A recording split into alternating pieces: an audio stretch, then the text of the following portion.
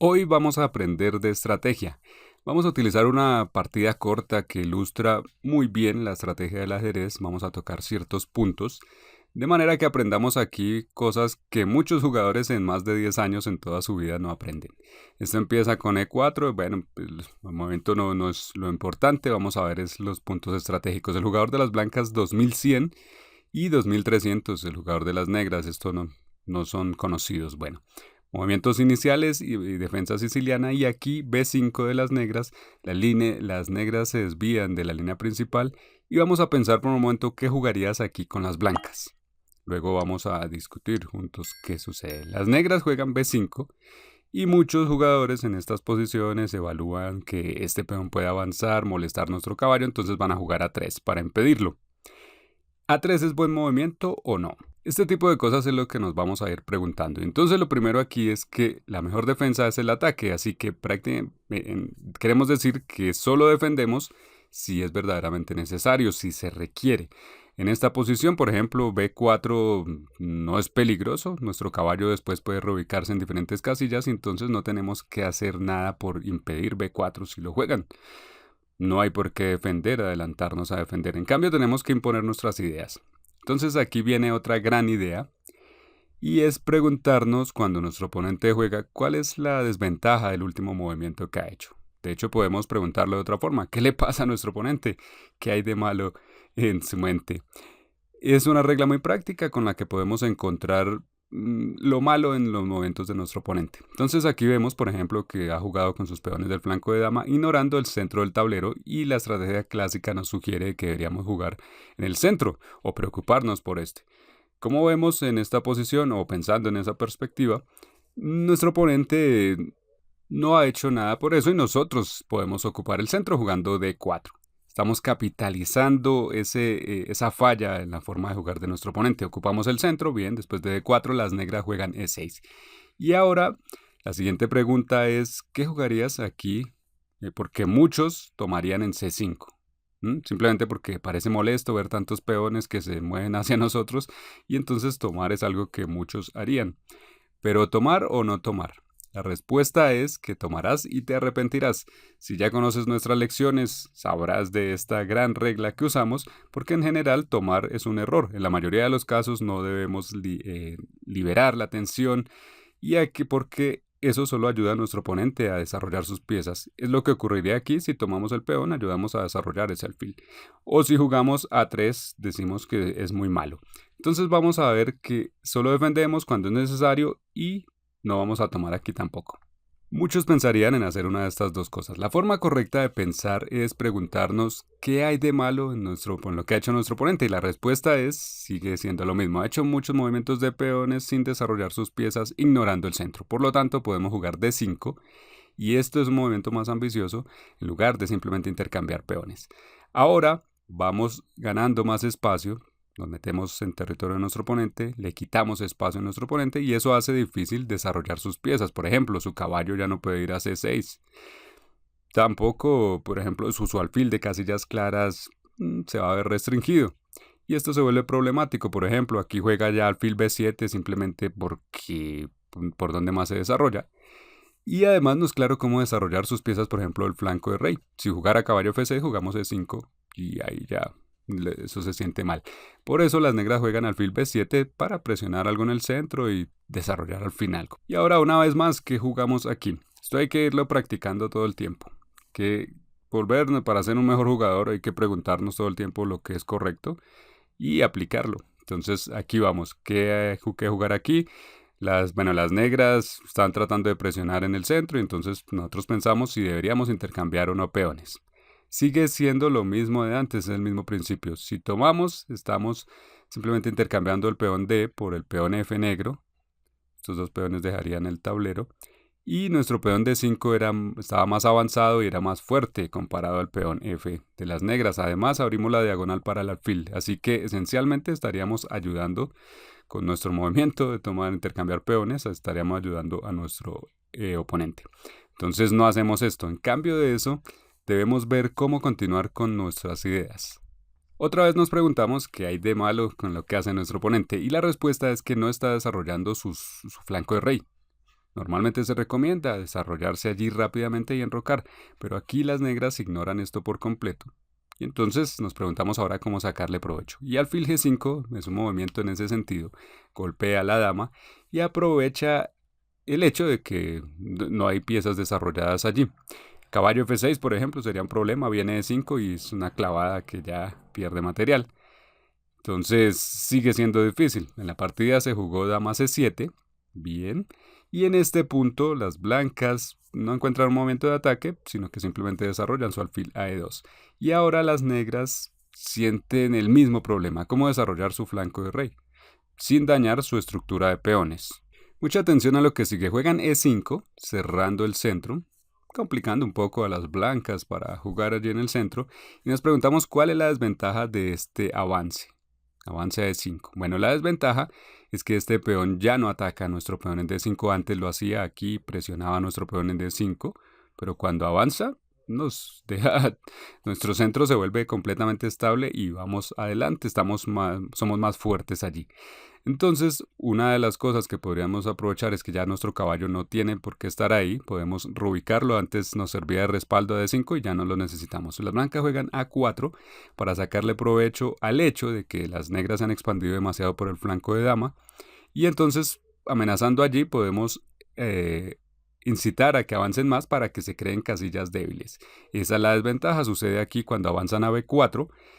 Un peón cuando avanza siempre deja casillas débiles, y ese es el caso aquí, como por ejemplo la casilla C4 que ahora se vuelve vulnerable y podríamos reubicar una de nuestras piezas allí, como puede ser el caballo.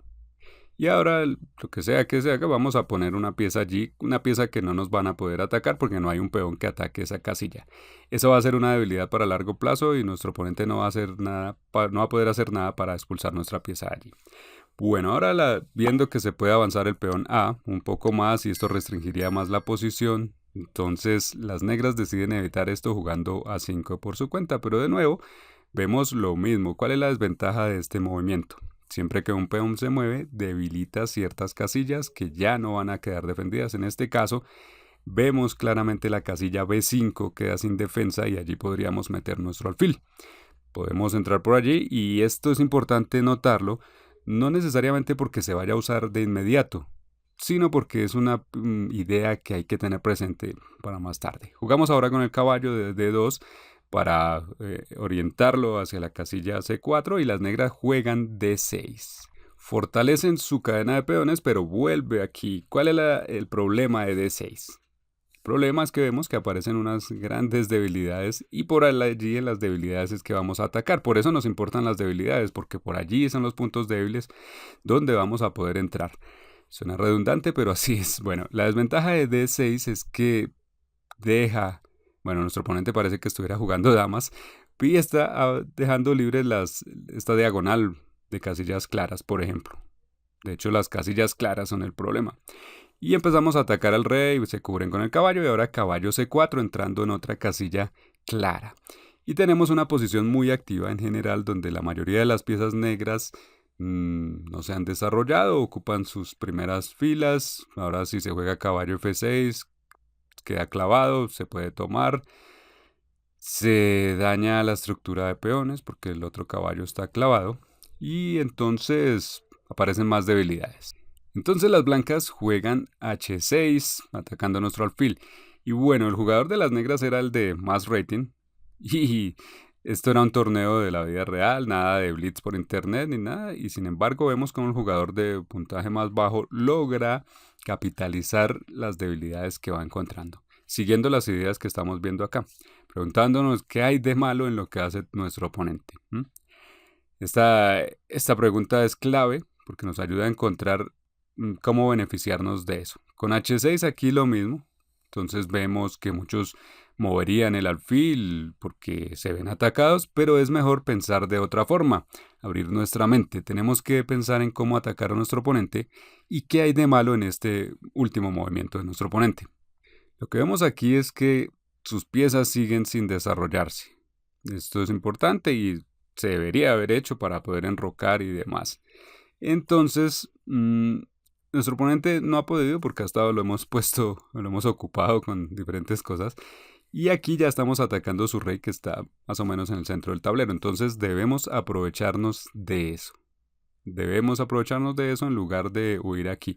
Y eso fue lo que hizo el jugador aquí de las blancas, que encontró una combinación que le permitió pasar al ataque. Sacrifica el caballo en E5, donde las negras tienen que aceptar el sacrificio porque este caballo ataca a diferentes puntos. Y después de tomar, siguió D6, golpeando directamente a la dama con un peón, y donde la dama prácticamente no tiene casillas a dónde ir, donde se esconde con esta dama. Bueno, donde sea que se mueva, pero nuestro alfil sigue acá controlando casillas importantes. Nuestro caballo le quita aquí unas casillas también. Entonces solo, bueno, dama C8. Aquí podría nuestro caballo saltar a B6 o a E5. Y en ambos casos aprovechamos la clavada. Con caballo E5, nuestra siguiente jugada tomaríamos con el alfil, ataque doble, dama y rey. Ganaríamos la partida de esa manera. Si en lugar de eso la dama va a B8, seguramente habrá varias opciones, pero una buena es tomar directamente el caballo en D7 y seguir con caballo E5. Jaque, el rey va a D8, E8 y luego sigue D7. Esta combinación es mortal y termina en jaque mate. Las negras calcularon todo esto seguramente y por eso inicialmente tomaron fue con el alfil aquí en D6. Y tenemos la opción de tomar con dama o con caballo. En este caso, otro principio que podemos aplicar es el que yo llamo la pieza menos activa, que simplemente dice que movamos la pieza que esté menos activa. En esta posición el caballo ya está muy activo en C4, entonces la dama en D1 no está haciendo nada, está muy pasiva y entonces podemos incluirla en la partida tomando en D6. Y esto va a superar a nuestro oponente porque, bueno, estamos golpeando a la dama, seguimos atacando, caballo, el rey en el centro. Las negras están muy mal. Jugaron torre C8 para respaldar a su dama. ¿Y ahora qué jugaríamos aquí? Nuestro alfil está siendo atacado y muchos, por supuesto, están pensando en mover este alfil. Pero sabemos que solo debemos defender cuando es verdaderamente necesario. La mejor defensa es el ataque y entonces debemos procurar hacer algo agresivo y solo si no hay ninguna opción agresiva y nada es disponible, finalmente tenemos que mover el alfil. Aquí, por ejemplo, podríamos hacer algo como dama por E5, solo por tener una idea de lo que se puede hacer. El caballo está clavado, así que podemos hacer algo así, pero en la partida se jugó dama por C7, porque sigue caballo D6 jaque y nuevamente usamos la misma regla de que la mejor defensa es el ataque. El rey tiene que moverse y ahora vemos la desventaja de que el rey se haya movido y es que ya no protege esta casilla y podemos meter allí el alfil. El alfil en lugar de retroceder puede ir adelante como aquí. Ahora atacamos a la torre, también atacamos al alfil, atacamos al caballo. Hay tantas amenazas que las negras juegan torre C8 y después de tomar en B7 simplemente se rinden porque hemos ganado una pieza y tenemos lo demás defendido. Ventaja material y las negras están destruidas. Y aquí un ejercicio para poner a prueba lo que hemos aprendido. Simplemente juega con las blancas y encuentra cómo ganar. Con las negras estaba Magnus Carlsen. Escribe en los comentarios lo que encuentres, aplica lo que has aprendido aquí. Hay estudiantes que creen que conseguir 2000 puntos es imposible y se ponen metas más bajas. Y no hay por qué. Alcanzar un nivel de 2000 es perfectamente posible, solo necesitas aprender a pensar correctamente, hacer lo correcto y 3 pasos a 2000 de Elo es la guía que necesitas. Estudia este curso si quieres alcanzar un nivel de 2000 y más allá.